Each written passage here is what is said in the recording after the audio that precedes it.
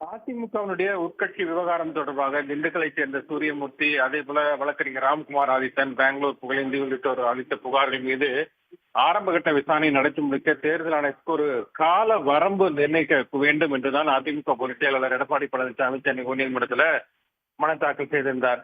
அதுல 2026ஆம் ஆண்டு சட்டமன்ற தேர்தலுக்கு தயாராக வேண்டிய சூழலில் இந்த கட்சி விரோத நடவடிக்கைகளில் ஈடுபடுவோர் இதை தங்களுக்கு சாதகமாக பயன்படுத்தக்கூடிய வாய்ப்பு இருப்பதனால இதை விரைவாக விசாரித்து நடத்த உத்தரவிட வேண்டும் என்றுதான் அவர் கேட்டுக்கொண்டிருந்தார்.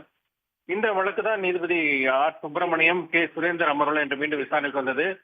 அப்போது எடப்பாடி பழனிசாமி சார்பில் ஆஜரான மூத்த வழக்கறிஞர் விஜய் நாராயணன் சென்னை உயர்நீதிமன்ற உத்தரவுப்படி தேர்தல் ஆணையம் விசாரணை நடத்தி 2 மாதங்கள் நிறைவடைந்த பின்னரும் அது தொடர்பாக எந்த உத்தரவும் தற்போது வரை பிறப்பிக்கப்படவில்லை எனவும், தேர்தல் நெருங்கும் நிலையில விரைவாக உத்தரவு பிறப்பிக்குமாறு தேர்தல் ஆணையத்துக்கு உத்தரவிட வேண்டும் என்று அவர் கோரிக்கை வைத்தார். இது போன்ற வழக்குகள்ல 3 மாதங்கள் முடிவெடுக்க வேண்டும் என்று உச்சநீதிமன்றம் உத்தரவிட்டுள்ளதாகவும் அந்த உத்தரவுகளையும் அவர் சுட்டிக்காட்டினார்.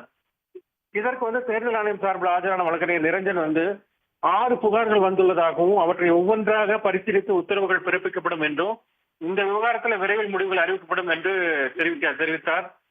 அப்போது குறுக்கிட்ட நீதிபதிகள் அரசியல் சாசன அமைப்பான தேர்தல் ஆணையம் உரிய நேரத்தில் உத்தரவு பிறப்பிக்காவிட்டால் தங்கள் அரசியல் சாசன கடமை செய்ய தவறுகிறார்கள் என்பது அல்லவா என கேள்வி எழுப்பினார். மேலும் இந்த விவகாரத்தில் தேர்தல் ஆணையம் தயக்கம் காட்டுவதை போல தெரிகிறது என்று குறிப்பிட்ட நீதிகள் குடியரசுத் தலைவருக்கு உச்சநீதிமன்றம் காலவரம்பு நிர்ணயித்த நிலையில தேர்தல் ஆணையம் குடியரசுத் தலைவரை விட உயர்ந்ததா எனவும் கேள்வி எழுப்பினார். இதற்கு பதிலளித்த தேர்தல் ஆணைய தரப்பு வழக்கறிஞர் நிரஞ்சன் அரசியல் சாசனத்துல உயர்ந்த அதிகாரி தாழ்ந்த அதிகாரி என்று ஏதும் இல்லை என்றும், அரசியல் சாசனத்தில் அனைத்து அதிகாரிகள் சமமானவர்கள் என்றும் அவர் பதிலளித்தார். மேலும் இந்த விவகாரத்தில் எப்போது முடிவெடுக்கப்படும் என அதிகாரிகள் கேட்டு தெரிவிப்பதாக கூறினார்.